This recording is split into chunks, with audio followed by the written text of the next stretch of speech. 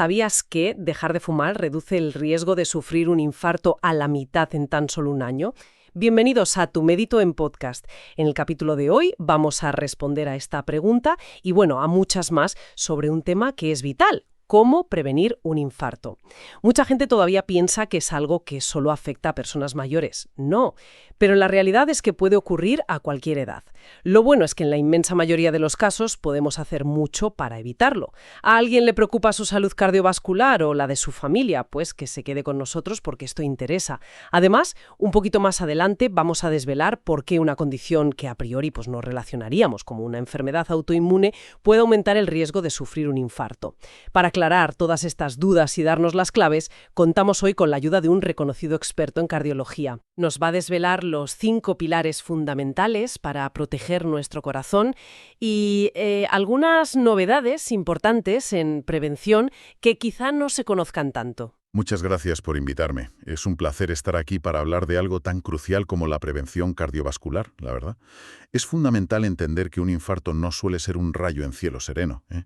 Es más bien la culminación de un proceso que, a menudo, se va cocinando silenciosamente en nuestras arterias durante años. Por eso es tan importante actuar antes de que sea tarde, claro.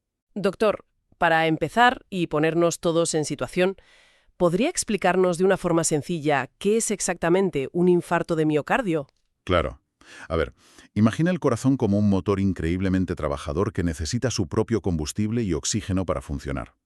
Ese combustible le llega a través de unas tuberías especiales, las arterias coronarias. Pues bien, un infarto de miocardio es una urgencia médica muy seria que ocurre cuando una de esas arterias coronarias se obstruye de forma brusca y total. O sea, se tapa de repente. Eso es. Es como si se cerrara de golpe el grifo principal que lleva el suministro a una parte del músculo del corazón.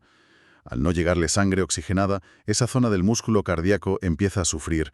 Si el bloqueo persiste, el tejido se daña y, en el peor de los casos, puede llegar a morir por esa falta de oxígeno.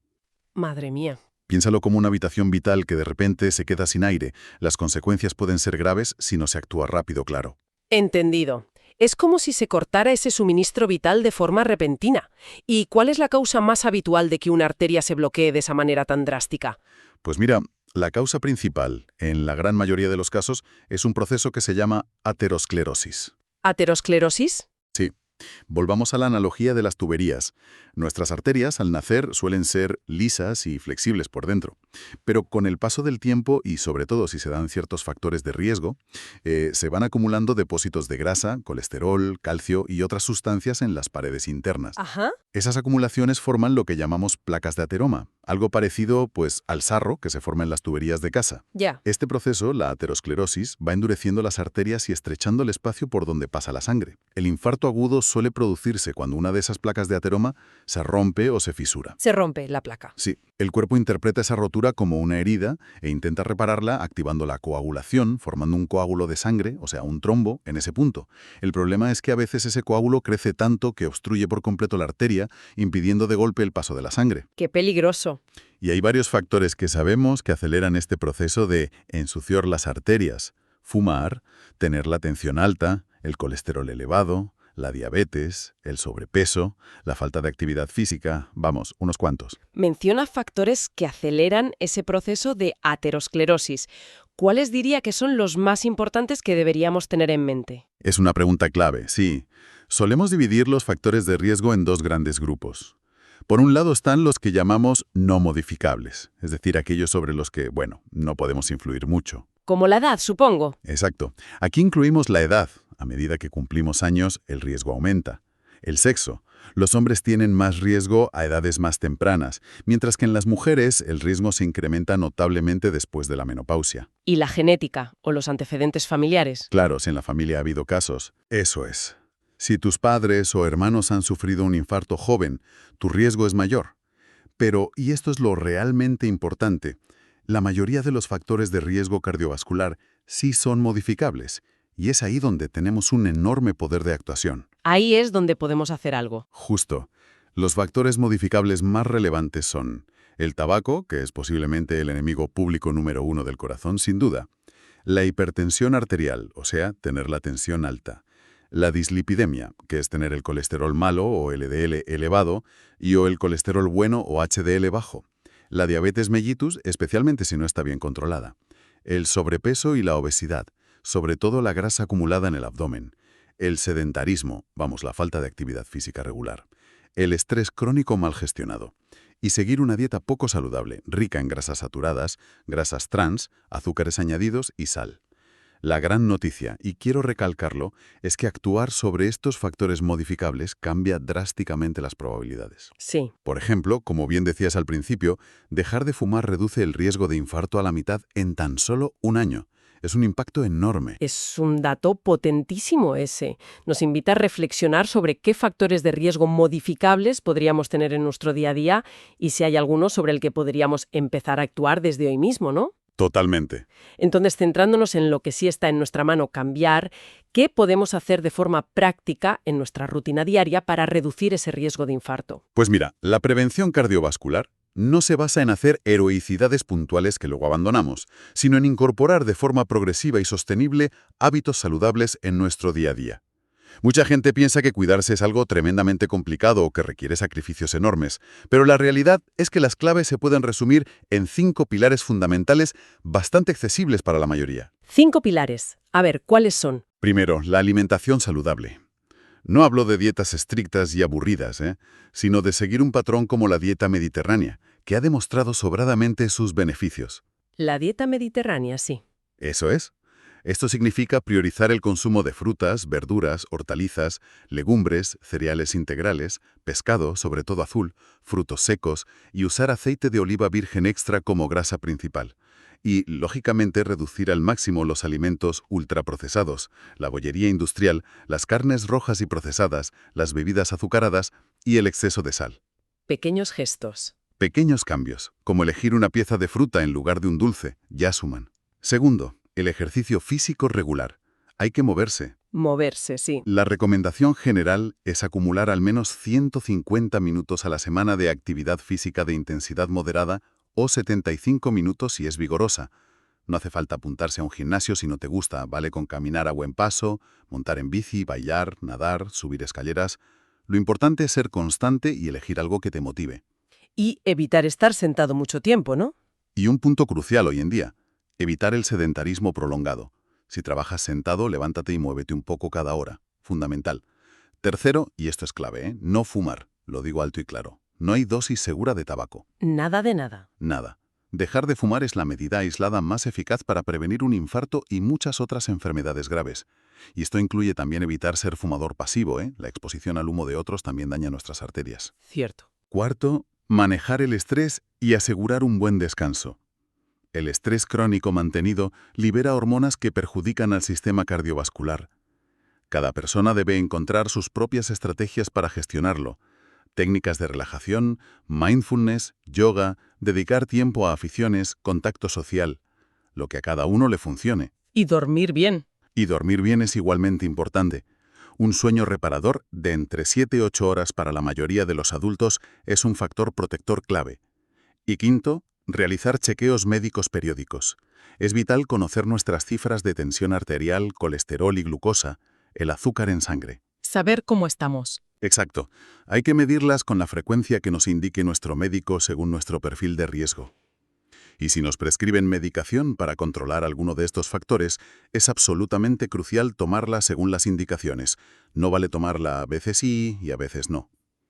Son 5 pilares que, integrados en nuestra vida, no son una carga, sino una inversión en años de vida saludable para nuestro corazón. Ha mencionado antes la menopausia o los antecedentes familiares como factores no modificables. ¿Existen grupos de personas que por sus circunstancias deberían prestar una atención aún más especial a estos pilares de prevención? Y, ya que estamos hablando de cuidarnos, ¿hay novedades o avances recientes que nos ayuden en esta tarea? Sí, totalmente. Aunque los pilares de la prevención son universales, hay personas que parten de un riesgo cardiovascular basal más elevado y por tanto deben ser especialmente rigurosas en su cuidado. Vale. A veces, incluso manteniendo hábitos muy saludables, ciertas condiciones aumentan la vulnerabilidad. Deben prestar especial atención, por ejemplo, las personas con diabetes. ¿La diabetes es importante? Mucho, ya que el exceso de azúcar en sangre daña los vasos sanguíneos a largo plazo. Las mujeres tras la menopausia, debido a los cambios hormonales que influyen en el perfil de riesgo. Aquellas personas con antecedentes familiares claros de enfermedad cardiovascular prematura, o sea, infartos o problemas similares en padres o hermanos antes de los 55-65 años. Por supuesto, quienes ya han sufrido un evento cardiovascular previo, un infarto, una angina de pecho o un ictus, ya que el riesgo de que vuelva a pasar es alto. Esto es lo que llamamos prevención secundaria. Claro, evitar que se repita. Eso es. Y, respondiendo a esa intriga que planteabas al principio, las personas que padecen ciertas enfermedades inflamatorias crónicas de origen autoinmune, como el lupus eritematoso sistémico o la artritis reumatoide. Ah, mira. ¿Y eso por qué? Pues porque la inflamación crónica sistémica que caracteriza a estas enfermedades no solo afecta a las articulaciones u otros órganos, sino que también agrede a las paredes de las arterias, acelerando el proceso de aterosclerosis. Entiendo. La inflamación también daña las arterias. Exacto. Es un factor de riesgo que a veces se nos olvida, pero que está ahí. En cuanto a novedades, afortunadamente la medicina cardiovascular no deja de avanzar. En el terreno farmacológico, por ejemplo, disponemos de tratamientos muy eficaces para reducir drásticamente el colesterol LDL, el malo, cuando la dieta y las estatinas convencionales no son suficientes. ¿Cómo cuáles? Pues como los inhibidores de PCSK9, por ejemplo, también han revolucionado el campo nuevos fármacos para la diabetes, como los inhibidores de SGLT2 o los análogos de GLP-1. Estos no solo controlan el azúcar, sino que han demostrado de forma muy robusta proteger el corazón y los riñones, reduciendo infartos, insuficiencia cardíaca y mortalidad. Son un gran avance. ¡Qué bien! Y la tecnología también es una gran aliada. Los relojes inteligentes y las pulseras de actividad nos ayudan a monitorizar nuestra actividad física, la frecuencia cardíaca, la calidad del sueño. Sí, eso lo usa mucha gente. Claro, algunos modelos incluso pueden medir la presión arterial o detectar arritmias como la fibrilación auricular, lo que puede ser útil para un control más cercano. Además, no hay que olvidar el papel de las políticas de salud pública. Legislar para reducir la sal en alimentos procesados, crear más espacios sin humo, diseñar ciudades que inviten a caminar o usar la bicicleta, todo suma para crear un entorno que nos facilite cuidarnos. Qué interesante y cuánta información valiosa nos has dado. Si tuviéramos que resumir las ideas clave para que todos nos quedemos con lo esencial, diríamos que lo primero y más importante es que el infarto, en la gran mayoría de los casos, se puede prevenir. Fundamental. Segundo, que adoptar y mantener hábitos de vida saludables, comer bien, moverse más, no fumar, gestionar el estrés, dormir bien, es absolutamente fundamental. Eso es. Y tercero, que los chequeos médicos regulares para conocer y controlar nuestros números, tensión, colesterol, azúcar, son nuestros grandes aliados en esta tarea. Exacto. Has captado la esencia perfectamente. Si tuviera que dar un único consejo final sería este. El infarto no es una fatalidad ni una lotería contra la que no podamos hacer nada. Es una enfermedad que, en gran medida, podemos prevenir activamente. Así que mi mensaje final es: no fumes bajo ningún concepto, intenta moverte cada día, aunque solo sea un poco más, elige comida real y saludable la mayor parte del tiempo, y no te olvides de visitar a tu médico para realizar los controles necesarios según tu edad y tus factores de riesgo. Estas 4 acciones, mantenidas en el tiempo, pueden literalmente cambiar el curso de la vida y regalarle años de salud al corazón. Muchísimas gracias, doctor, por compartir su conocimiento de una forma tan clara y práctica. Ha sido un verdadero placer. Gracias a vosotros. Y a todos los que nos han acompañado al otro lado, gracias por su tiempo y su atención. Recuerden siempre que cuidar su corazón es, en definitiva, cuidar su vida. Si este episodio les ha parecido útil o interesante, no duden en darle a me gusta, compartirlo con aquellas personas a las que crean que les pueda servir y, por supuesto, suscribirse para no perderse los próximos capítulos. En nuestro siguiente encuentro vamos a abordar un tema que genera muchísimas dudas y a veces confusión: los síntomas del infarto. ¿Son siempre como los pintan en las películas? ¿Ese dolor aplastante en el pecho? Desvelaremos cuáles son las señales de alerta más comunes, pero también hablaremos de aquellas menos conocidas o atípicas que son especialmente importantes de reconocer, sobre todo en mujeres, ya que a veces pueden pasar desapercibidas. Les esperamos la semana que viene en Tu Médico en Podcast.